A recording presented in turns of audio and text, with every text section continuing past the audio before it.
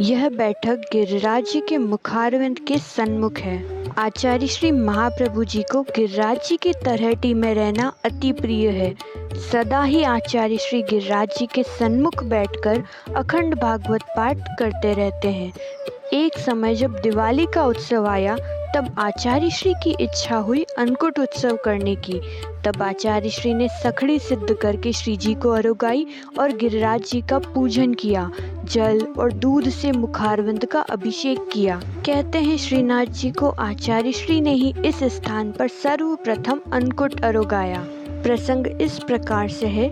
एक दिन सेवा करके अनोसर समय आचार्य श्री गिरिराज जी की तलहटी में मुखारविंद के सन्मुख दमला जी की गोद में सर रखकर लेटे थे और विश्राम कर रहे थे। तभी कुछ क्षणों पश्चात गिरिराज जी पर से श्रीजी बाबा नीचे पधार रहे थे। उनके नुपुरों की छम छम करती हुई ध्वनि आ रही थी।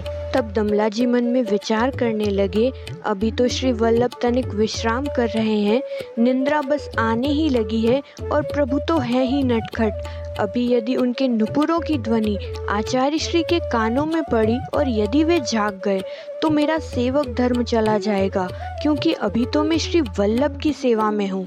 तभी दमला जी ने दूर से इशारा करते हुए प्रभु को वहीं रुकने को कहा और ठाकुर जी भी वहीं रुक गए। इसलिए कहते हैं ठाकुर जी भी भगवदियों की आज्ञा मानते हैं। जिनके हृदय में श्री वल्लभ विराजमान है उनकी आज्ञा भी श्री वल्लभ की ही आज्ञा है।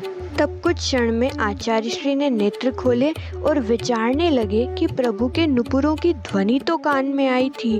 तभी देखा कि श्री जी गिरिराज जी पर एक स्थान पर खड़े हैं। तभी श्री वल्लभ बोले, अरे बाबा, आप वहाँ दूर क्यों खड़े हैं, यहाँ पधारिए। श्री जी बाबा नीचे आकर आचार्य श्री की गोद में विराजे।